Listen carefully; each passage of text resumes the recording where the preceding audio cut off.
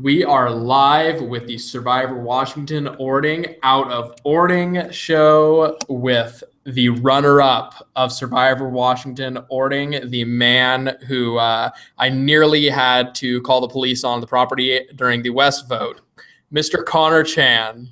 Hello, everybody. Good to be here.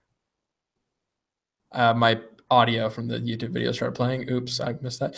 Connor, how are you doing tonight? Excuse me. I'm doing well. Are you holding up there okay? Health is all Yeah, good? yes. Okay. I'm trying. I'm masking it. I don't want people to get concerned. I can't have Good, people good. fighting over title of executive producer if they get wind of my condition. Okay. You're not gonna pull a Sean halfway through and just vomit in the corner? Yeah. It'll be okay though. And Erica can walk through it. We'll pull her Yeah. there. Connor, it's been several weeks since Survivor Washington has wrapped up. How have things been? How's post Survivor Washington life? Post-Survivor Washington life has been pretty good to me.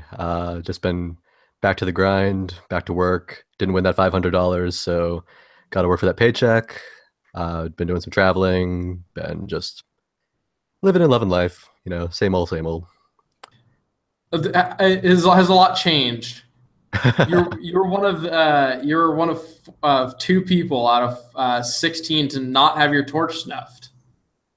That is a distinct honor, isn't it? Is we'll probably get to. I was going to ask: is there a different sense of closure with that?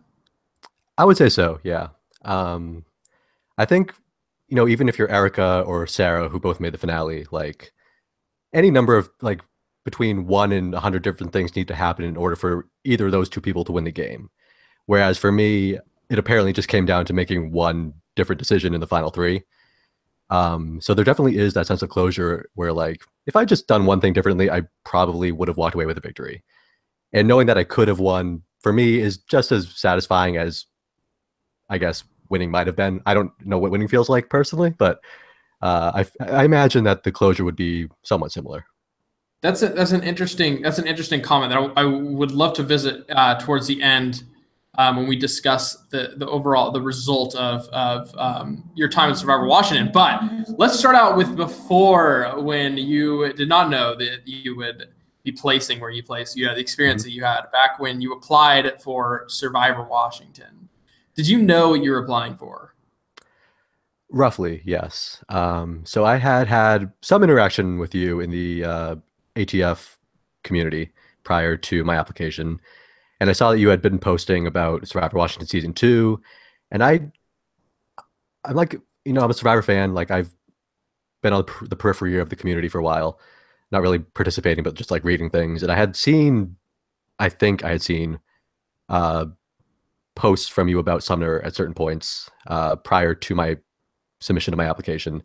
So I was intrigued a bit, and then getting to know you a bit through the ATF community, I was more intrigued, I guess, and more inclined to apply, which I did sort of on a whim, thinking like, odds are he's probably not going to pick an out-of-state person to participate, but if he does, like, I can parlay it into being like a full-fledged vacation. Like, I can do this, then like bum around Seattle for a bit. Right. You can Um, you can thank Corey for that.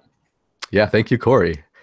Sorry for your not second place finish and maybe the journey not being quite as worthwhile, but uh, thank you for paving the road for people like me. He's a paver. He's a paver in more ways than one. That Yes. traveling soul. So Connor, you were accepted eventually thanks to Corey's forced change of the rule, and you plenty of time was spent then in the wait between being cast and actually participating in Survivor Washington.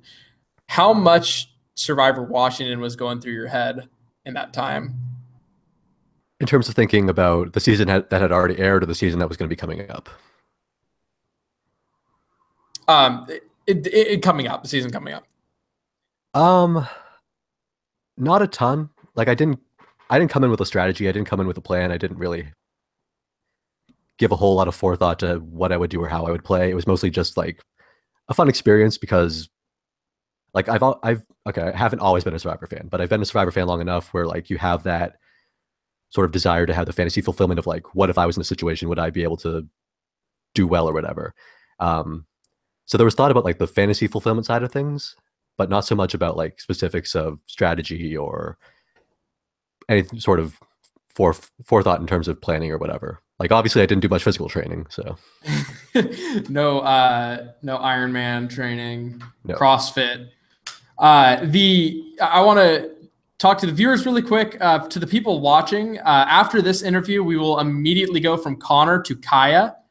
So stay tuned with us after this interview. We will be switching to our final Survivor Washington episode of Out of Orting. But back to Connor. So Connor, then by the time you get out there, just do things start changing like in the days right before? Are you stressing at all? Are you feeling maybe you didn't prepare enough? Or are you still just in this wing it mentality? I was stressed for reasons outside of the game. I had had probably the most demoralizing week of work ever, like in the 5 days leading up to my flight out to Washington. So by the time I landed, I was already like kind of emotionally and mentally drained. Then I get to your family's property on the farm where we were shooting the season, and I'm I'm kind of prepared to just sort of go out early at that point. Like I figure, you know, I have a whole vacation coming up after this. Like I'll get voted out. It'll be fine. Whatever. Um, so I was stressed going into it for reasons unrelated to answer the question, I guess.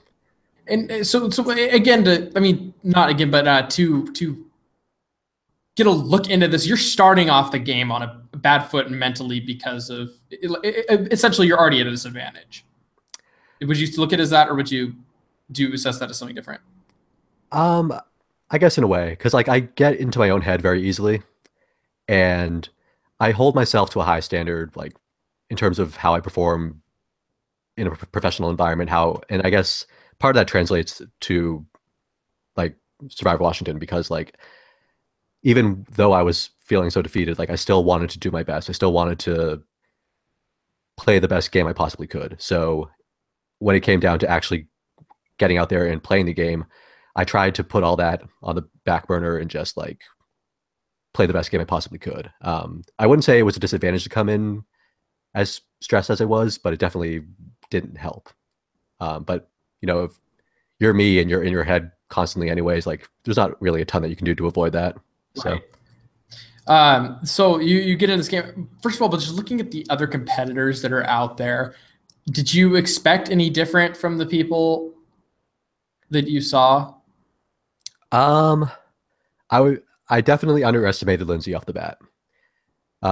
So I see her out there. I see that she's kind of, goofy. She's kind of like, all over the place. I didn't think that she would be as together strategically as she ended up being. So I definitely underestimated Lindsay right off the bat. Anybody that you wanted to be on a tribe with or did not want to be a tribe with and ended up on a tribe with? Uh, Not that I can think of, no. I don't really have a clear memory of everybody who was standing in that circle by the cars that first morning. Um, I remember seeing Lindsay. I remember seeing Emma.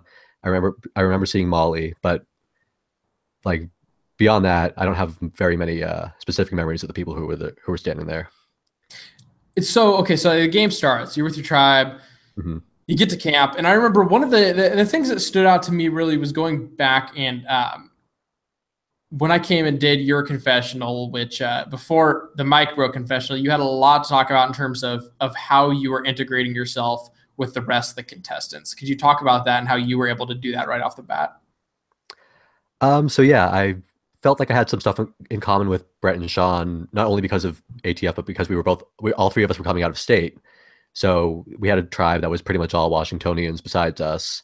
And then I had an idea that like maybe it would be beneficial for me to align myself with Erica, because thinking like, oh, maybe we could have like this sort of like paternal child sort of relationship out there. Like I know I feel off the bat that she's a mother, and like maybe she has kids my age. I didn't really know how old children were, but maybe we could strike up a bond that way. On that though, I don't quite remember.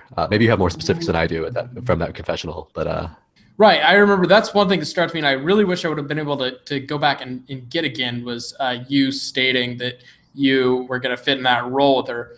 But that, I think, in terms of going and seeing contestants and how they were fitting in, definitely at the Carbonado tribe, I think you were the only one that wasn't focused on aligning so much as integrating and getting in with the right people. Because you have most of the people are like, oh, I like everybody. I don't really care. I'll just go with the flow. And then you Yeah. have Emma, who's like, these are the people I don't want to work with. So I found that interesting right off the bat. I think that's the moment that I was like, I think Connor has a legitimate chance of going far. But there were so many problems that came up. Was there, or what should I say, throughout the first day, Mhm. how many times did you think, oh my God, I screwed up here, or oh my God, I'm next, or blank, fill in the blanks? So I didn't really have a sense of how far on the outs I was until probably around the time that we did the charade round of gameplay, where charade went out. Because that's when Sean and Brett pulled me aside and they were like, "So your name's on the chopping block, and we don't know what we're going to be able to do for you if we lose another challenge." And I'm like, "Okay." So for whatever reason, I'm being targeted. Which I found out when watching the episodes was because Sarah and Erica went up to Wes after the Molly tribal and told him that I had been throwing his name out there. Which kudos to them, I guess, for both of them because they were both also alternate targets at that first boot besides Right. Molly.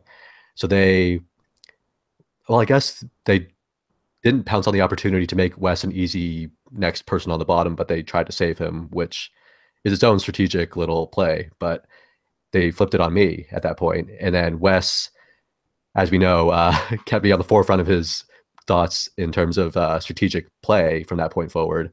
I want to pause you really quick just to cover, just in reference to what Sarah and Erica were referring to, because there was a scene where you approached Sean and Mhm. Erica saying that Wes was looking for the idol, Right. or that So you saw him potentially looking at other people in confessionals.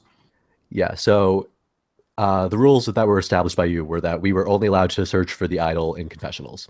Right. And one time, Sean was in confessional, and I saw Wes walk off, probably toward the outhouse, which was sort of like in the fork, like near the fork of the path where the confessional area was.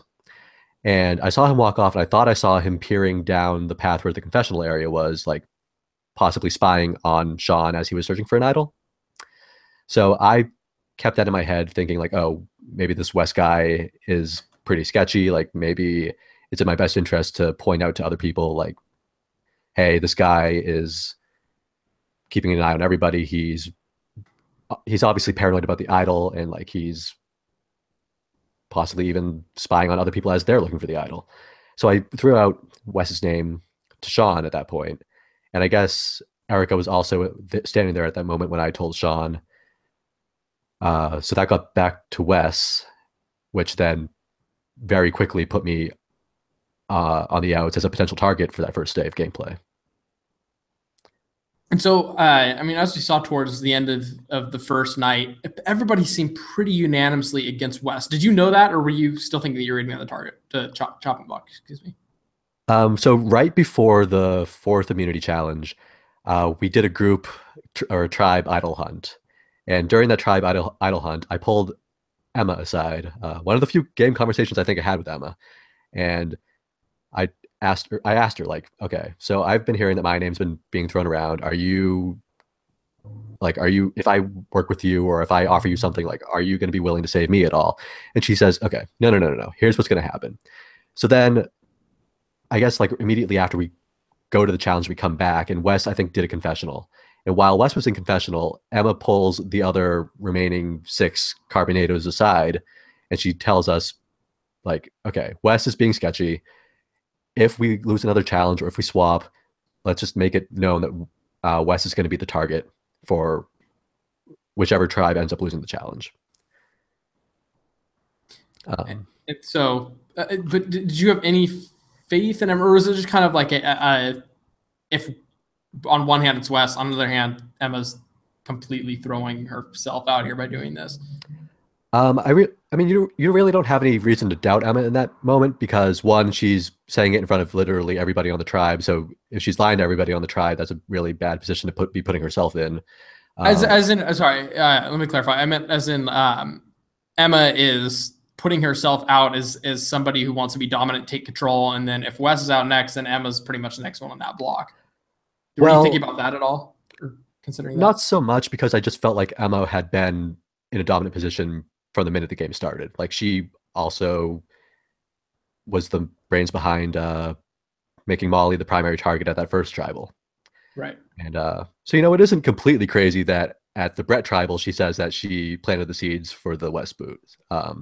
She definitely played somewhat of a role there, I will say. Ooh, interesting. So, let's hold that because I do want to hear a view on that because I know that's been something that not a lot of people have said, or if people have said the opposite of, and that she had no involvement. But I'm interested to hear your side on that. The first day, anything interesting, anything funny that you want to talk about? Any stories that were not seen or have not been heard about? I mean, just that Erica has lived like the most interesting life of any human being on the planet. Um, I had a lot of good talks with her about like all the places she's lived and traveled to, and like, I mean, nothing specific, but Erica's the most fascinating person. So Yeah, Erica's a very interesting human. yeah, A The for anarchy. Yeah, I wish I would have gotten a confessional of that. Erica wrote an anarchy symbol on her buff. She spells her name Erica with an A and states that the A is for anarchy for those that have not been initiated into that yet. So the second day, you guys get woken up and your tribes are swapped. Were you hoping for a tribe swap? Um, Not so much hoping, just expecting it, I guess. I wasn't expecting it at 3 in the morning, but I was expecting that the next round would probably be a tribe swap. What emotions were you have? I mean, you seem very calculated in everything that's going on, but was there what's your emotional state like at this point? If you're not hoping for a Um, tribe swap, are you hoping for anything or like any emotional pull in terms of game or in terms of people at this point? I was really just hoping to have some sort of savior from the original Carbonado group because I felt like if we had lost either challenge 2 or 3, I would have gone home. If we had lost 4, it might have been Wes, it might have been me, and so I needed some sort of savior to just keep me afloat, uh, or just take the target off my back or work with me or whatever in order to get somebody else out that's not me. Should we swap and should we lose the next tribe challenge? Did that savior come from Carbonado? That savior came from Original Wilkeson in the form of Kyle Wamenholm, winner of Survivor Washington Orting. Um, so none of this actually ended up getting caught on camera because Jack Yes. slept in. So what happened the second morning was We won't give him Sean. slack on that because he's the only cameraman besides Abe. Yeah, Jack will get a pass there. yeah. I love you, Jack. Chicken Nugget Bandit. So Sean was the first one awake the second morning at the new iteration of Carb. And he was just sort of sitting in the tree that we have that iconic shot of Erica posing in from early on in the series. And I approached him talking about like, oh, so if we lose, what are our options here? And he's pushing for taking the easy route and voting out either Stefan or Kaya, while I'm trying to nudge him more toward voting out Wes. He's kind of obstinate in the fact that he wants to keep the original Carb strong, which isn't necessarily in my best interest, though he does recognize that Wes is a threat. So then at some point, well, I guess because, the Carbonado camp was very, very tiny in terms of square footage, Mhm. Kaya was sleeping probably 10 feet away from us and heard just about everything that we were saying. And she exits the tent that she's sharing with Erica. And she comes over to us and she's like, can you please not take the easy way out? Can you consider other options? And I forget what happens at this point, but Sean walks off for some reason, and it's just Kaya and me one on one here. And I tell her that I'm willing to go to Rocks with her to vote out Wes because I feel like at this point, if we allow Wes to get another round into the game and say we lose the next challenge, the next two challenges, and it's like Stefan goes, and then what happens next? Wes would probably target me after that. So I was like, I'm willing to go to Rocks to try and get Wes out. And she's like, well, I have something that will prevent us from having to go to Rocks at all. And I'm like, oh, so you have the idol. And she's like, Which yep, she I have told the you idol. and Sean at that time, or just Just you? me. Sean had walked off at this point. Okay. Um, so then at that point, we form the alliance that ends up carrying us to the end of the game. Uh, Good moment that didn't end up getting caught on film, but the iconic line that Kaya and I quote to each other often these days is "I have a plan," which is what I told her at that point. Oh, wait. Okay, okay. Wait, so how wait, what at what moments did I have a plan come up? It came up after Sean walked off, and I was telling her that I was hoping to get Wes out So that was the in the first next one. round. Yep. And then there were more iterations of it. No, that was the only iteration of I have a plan. Oh, Yeah. okay. I There was thought another moment that wasn't caught on the morning of day three, but we can get there eventually. okay. The West boot, how did that feel? How did you feel getting blood in that? I mean, he spent a day where he's just down. I mean, he's just gonna destroy you, and you could just see in his face that he wants you out. I remember like early, not early on, but like midway through the first day, we were all sitting at the Carbonado camp. There were like five people sitting in the tent, and then Sean and I were sitting like a little bit outside the tent in the tree, just having non-game related conversation about like his family and like how he was an infant when his family was like living in Cairo or whatever. And I turn over to the tent, I just see Wes staring at me, and I turn to Sean. I'm like, this guy will not stop looking at me. Like he had his eyes on me the entire day and a half or whatever that we were in the game together. So getting him out was like the first time I felt like I was able to breathe in like 24 hours. You just like stare, like just breathing down your neck, like type of thing. Like you wake up, you're like in your tent sleeping, and he's like over you, type of thing. Not like that, but I just felt like he always had his finger on the pulse of what I was either doing or attempting to do or what he thought I was attempting to do. Like he never really kept his like he never let me too far out of his line of vision. That's insane to me. I did not know it was that far. I was kind of assumed it was a. It felt that way to me. It might not be reality, but that's how it felt in the moment. Oh, that's why so Emma's majoring in she's majoring in film, and she's specifically really good with cinematography, and I'm writing down all these moments, and I'm like, we need to make sure the cameraman gets stuff like this, and that's gonna be one of the things I bring up because I want those moments so bad. The stationary camera work is needs to be bumped up. So uh, being able to breathe, you get back, and it's just like you guys seem so unified in that moment. You, the remaining five Yeah, carbs. there was a lot of talk after the West boot about like this iteration of Carbonado. Like we could be strong going into the merge if we just stick together. And I was talking to Kaya about who she could possibly work with to like pull into the fold from the original Wilkeson, and she's saying Lindsay. And then I talked to Erica, and she's like, I'm really close to Emma.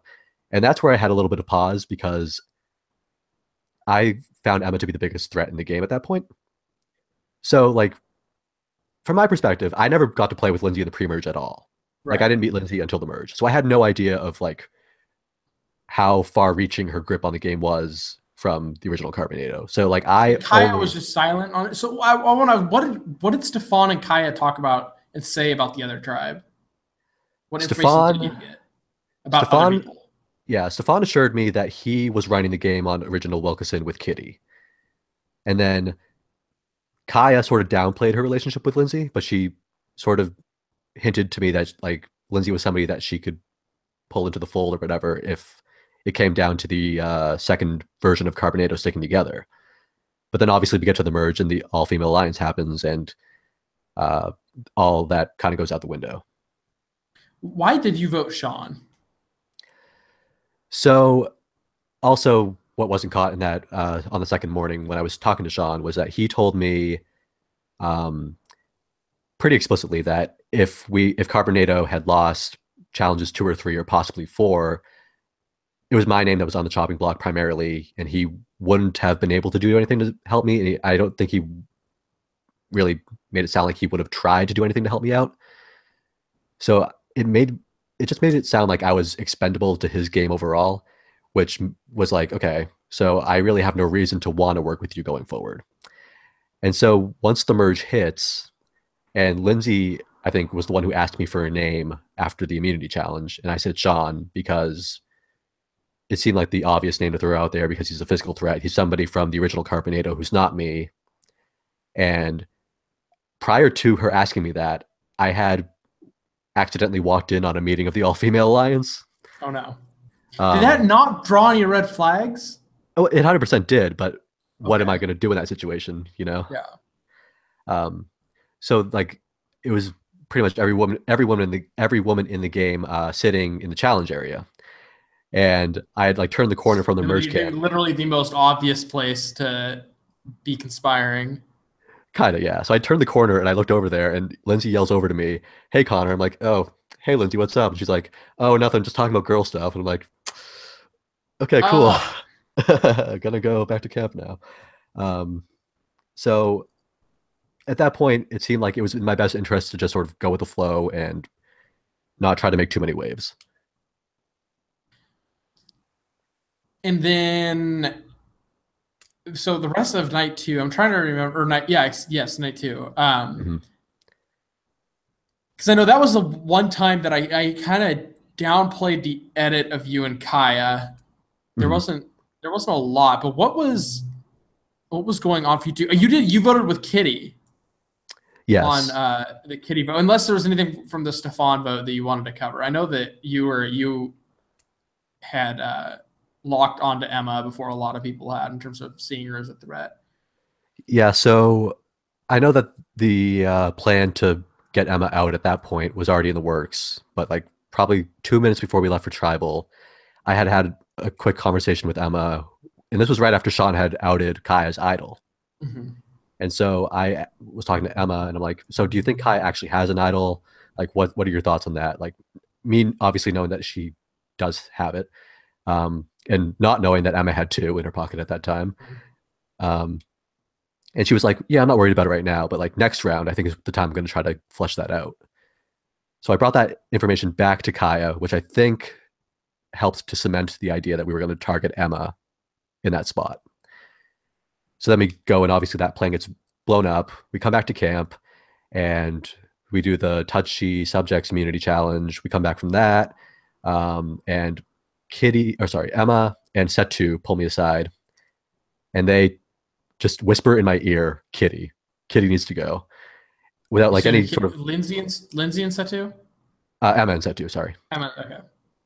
they pulled me aside. They whispered Kitty's name. Then Setu pulls me aside one on one. He walks me over to the outhouse, and he's talking to me about how close he and Emma are, and blah blah blah blah blah. And like, I'm so tired at this point. I'm not really registering anything that he's saying, and so I was more just annoyed that like he and Emma just said a name to me, didn't really ask for any input, didn't have any like conversation with me, just said like, "This is how you're going to vote on this vote." And so I had talked to Kitty, and Kitty had mentioned a plan to vote a set to, and I'm like, "Fine, I'll do it. I'll do that instead, because if my opinion isn't going to even be solicited here, I might as well just throw something out there." No, kind of under the impression that like no matter what I do, I'm probably a target in the next round or two anyway. The touchy subjects challenge, you're seen to be underestimated by a lot of the contestants. I noticed that was kind of a turning point for you in your confessional the next morning. What did that do to your game? I think it just, well, a lot of that was my own fault. I kind of presented myself in a way to people where like I didn't have a lot of confidence in myself. I called myself a goat once or twice to different people, and so people latched onto that, and they voted me as the least deserving to be there and the most gullible and whatever. And so the next morning, I figured I had already sunk my own ship at this point, and like, you know what? I might not be here for long, which was wrong. But as long as I'm here, I might as well have some fun, take some risks, try to make some shake things up.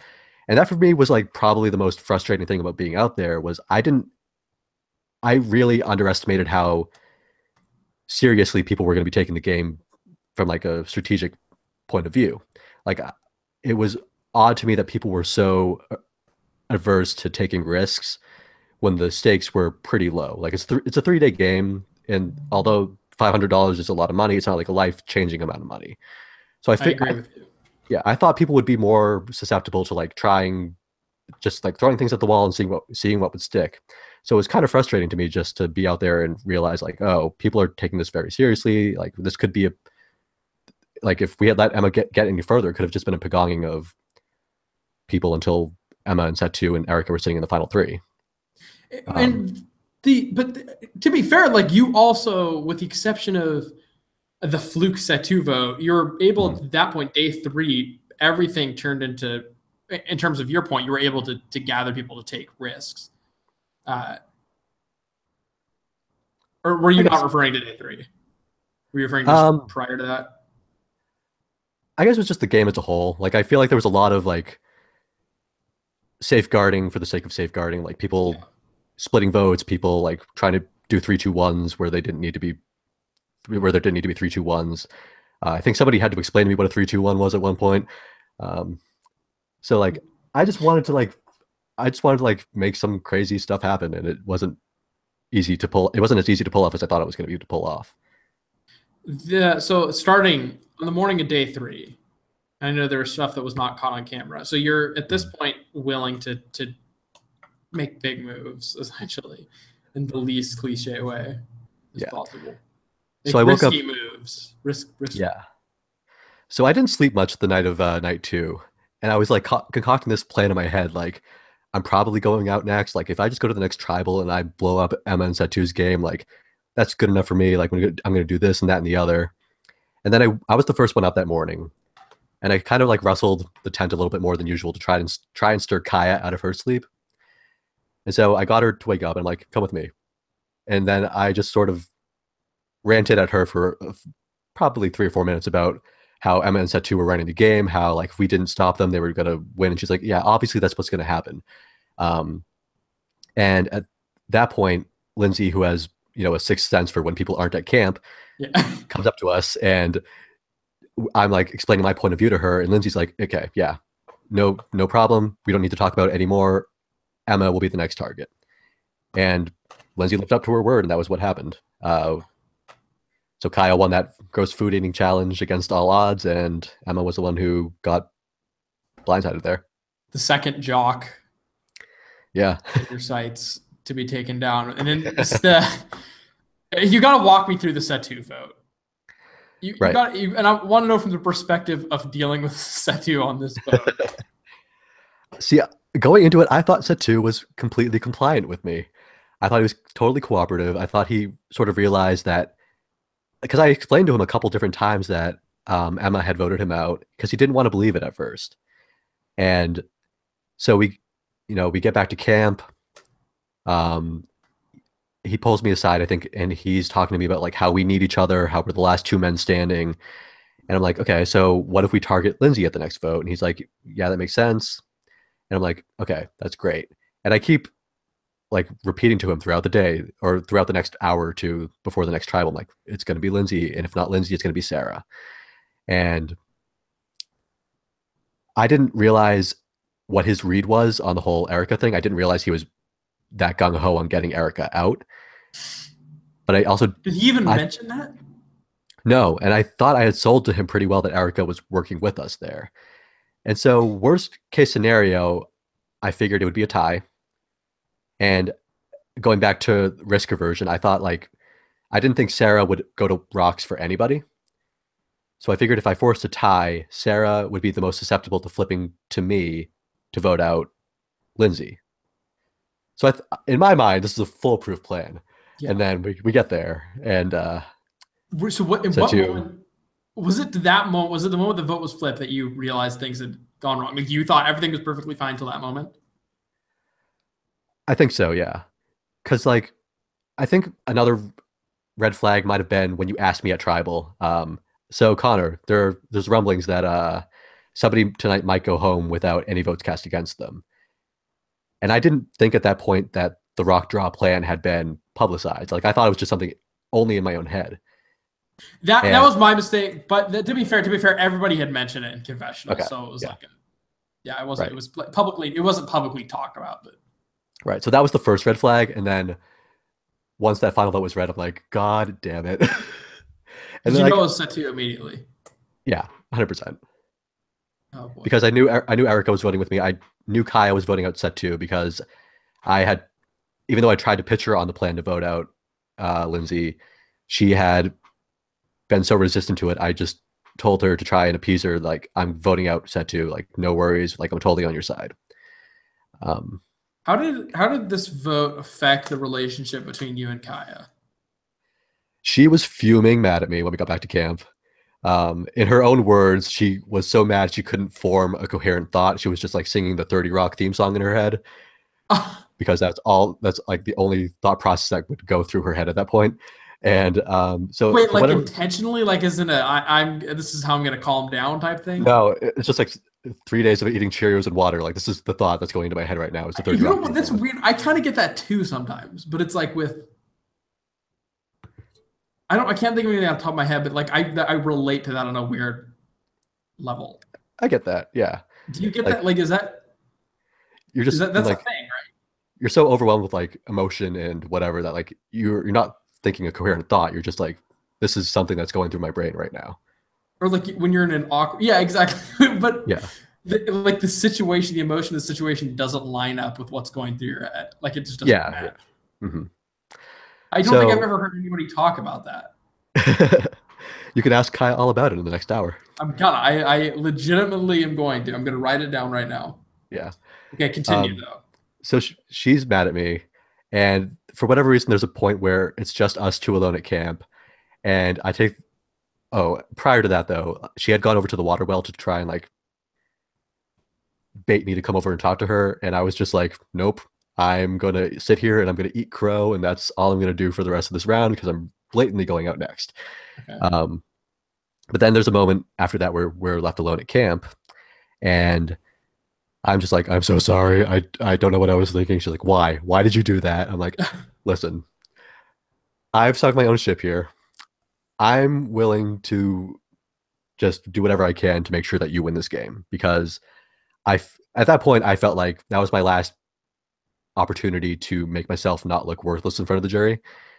Yeah. And so I was like, okay, if I'm not going to win, let's just make sure that you're the one who gets there. And she's like, why should I believe you? I'm like, I don't know, but I have nowhere else to go, so you might as well believe me. Um, and what was surprising to me there was that Lindsay didn't make me her primary target, which I thought was like another indicator that like the jury or whatever was not going to take me seriously. Because if I had just attempted this massive hit against the biggest threat in the game, and I'm not even like the first person on the chopping block after that point, I'm probably not being taken seriously as a player. And so she's telling me that Erica is the primary target, which appeared to be the case until Erica won immunity, in which case the target went on to me. Mm-hmm. Um, and then obviously Kaya spots the idol in Sarah's pocket, and the whole thing goes down from there. The who hatched the plan? That was it just you that hatched the plan to get Lindsay out, or was Kaya at the head of that? At 6 or 5, It's at 5. it was pretty much just Kaya. I was following whatever she told me to do at that point. There was one moment where she told me to vote for her in an attempt to do like a 2-1-1-1 thing that I don't fully know the details of. And then I will for sure be talking with her on yeah, that immediately after this because that was insane to me. yeah.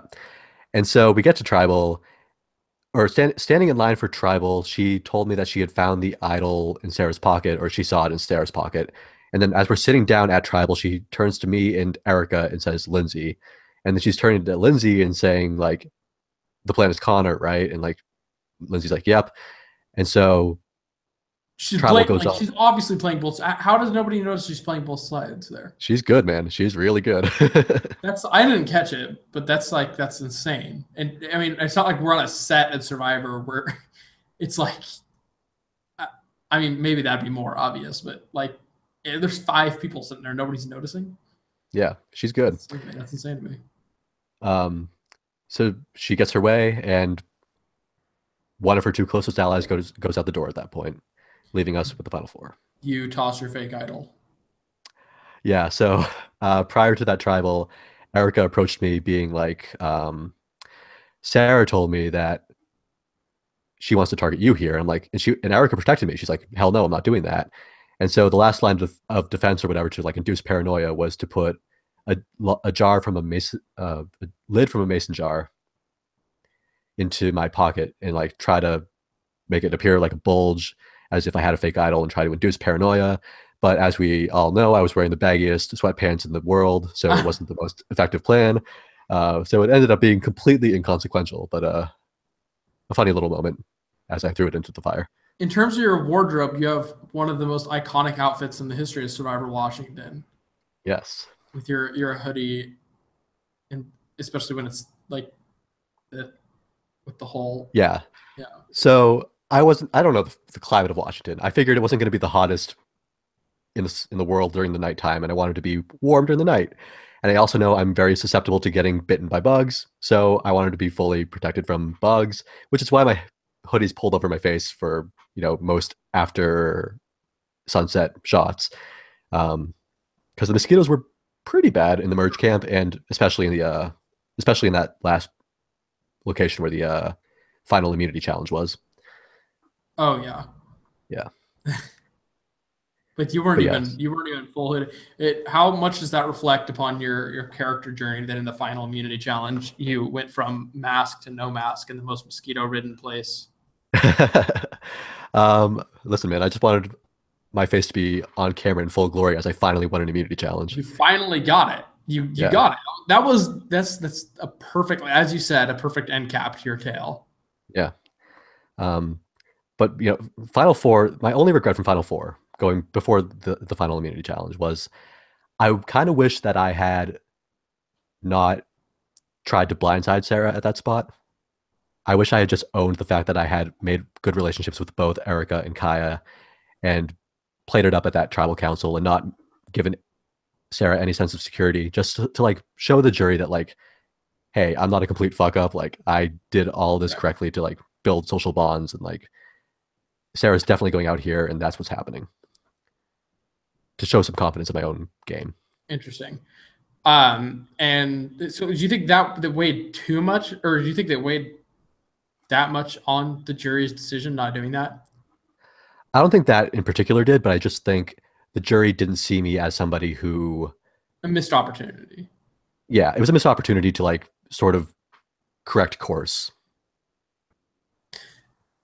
And so then you get into the final three, and again, these are the two people that you've promised. Did you promise anybody else final two in this game, or was it just Erica and Kaya? I promised set two at final six. Yeah, but kind of counts. Would you have taken him? Would you have taken him in the end over Kaya?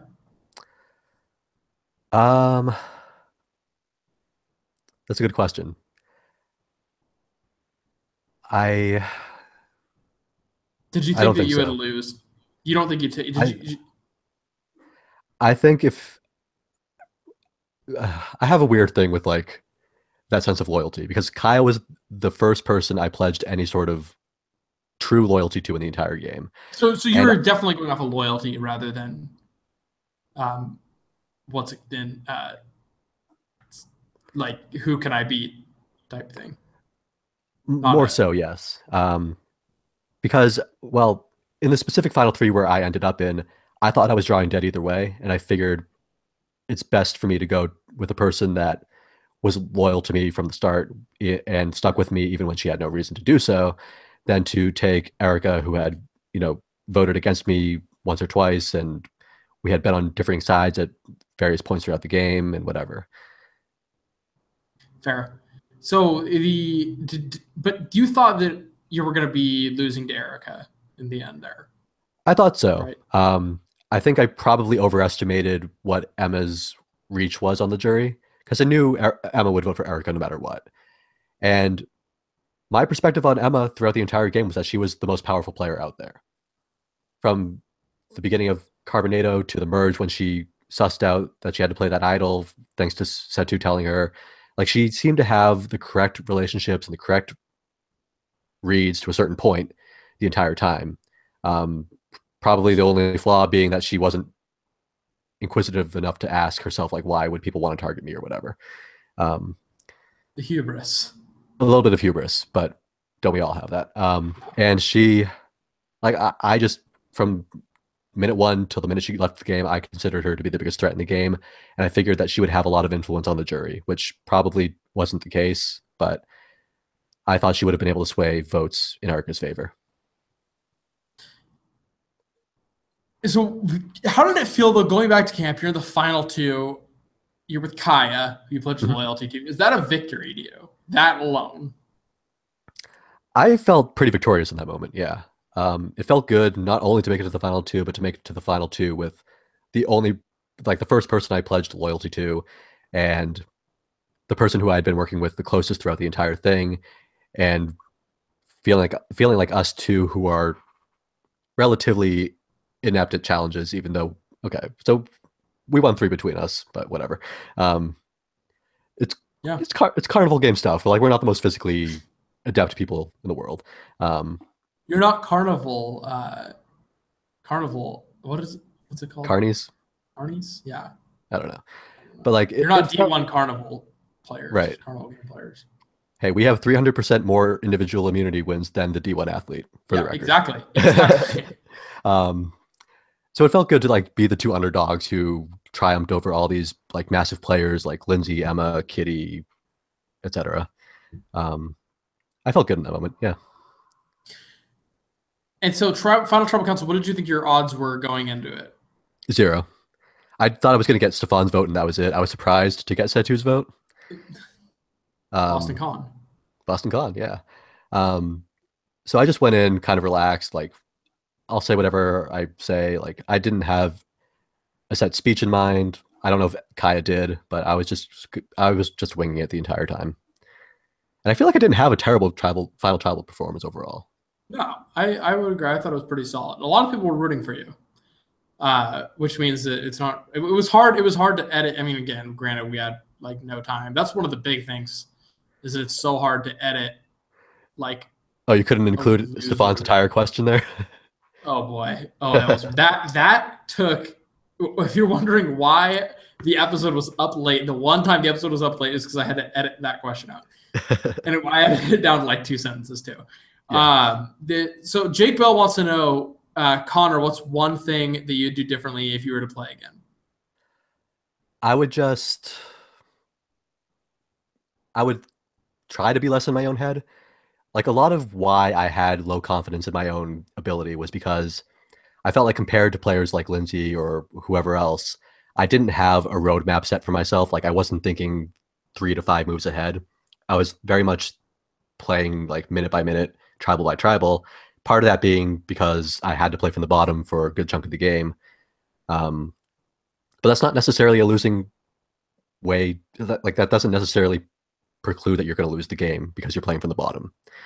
And so I think I let a lot of that doubt get into my head, and it stopped me from really owning my accomplishments, and probably cost me in the end. Um, so I would just try to like be better about loving myself. You talked about not ever wanting to do Survivor. Yes. Has that opinion changed? If there's a Washington All Stars or whatever, I would gladly do it again. But in terms of the real 39-day experience, absolutely not. Not only because of like the mental strain it would put on me, but like I mean, I have a job that I love that I don't want to give up. I have, you know, my body's in not the best shape to begin with. I don't need to like get a parasite or whatever to further deteriorate my physical health. Um, so I stand by that answer. Plus, it's There like are more Wes's out there. there are more Wes's out there than there are Sarahs. No Yeah. offense to Sarah, but like there are Hey, more Sarah intense. beasted some challenges. Sarah beats some challenges. I'm not even like saying challenge performance. I'm saying like there are more intense personalities out there than non-intense personalities. Yeah. So I want to visit the game one more time and just ask you what your favorite moment from the game was. Favorite moment from the game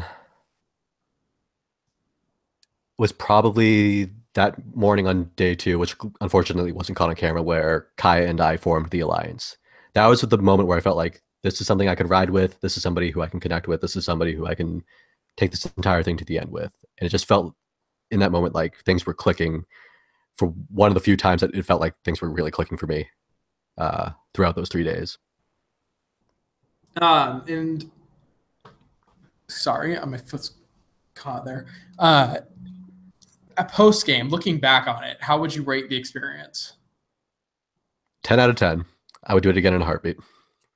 But not Real Survivor. Not Real Survivor. I'm glad we have exclusive Connor rights. You do. Like, this fits perfectly well into my vacation policy. So we will see if we get to All Stars. I don't know. You might hear a call. You might get a call from us.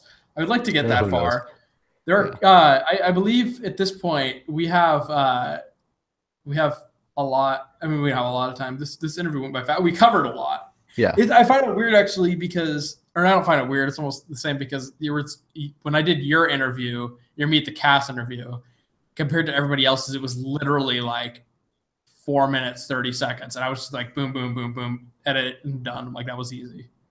I give you what you ask for and I get it done quick. So the confessionals too, were because if you look at like Lindsay's confessionals or Emma's confessionals, they go on for like 9 or 10 minutes. And then we have like your confessionals or Sarah's were, I'd say like close between you and Erica had like 3-minute confessionals that said, but they all had the same. If you look through my notes for what confessionals go in, it's like everybody has the same amount of stuff going on. And it was like, this is good. This is easy to edit. So boom, boom, boom, thing done. I can say anyways regarding that people get your applications in because Survivor Washington is returning this summer officially.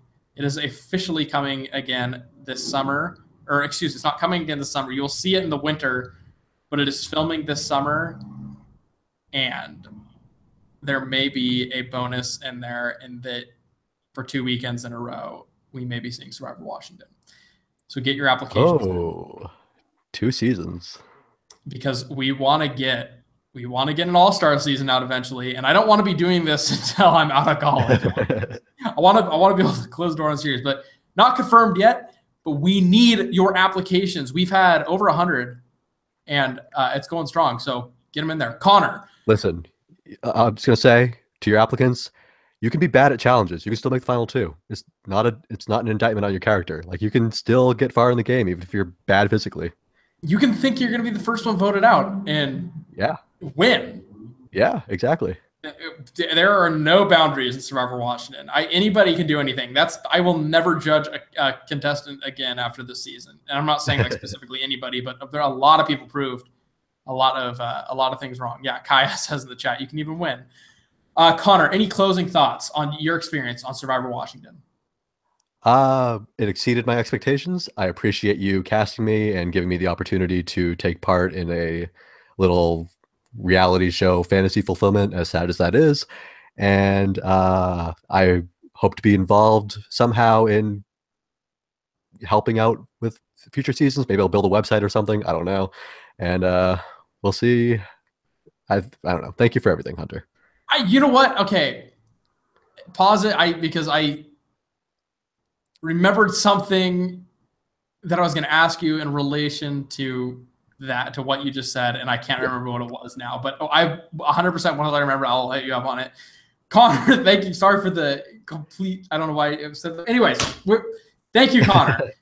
Thank you, Hunter. Thank you for a wonderful interview.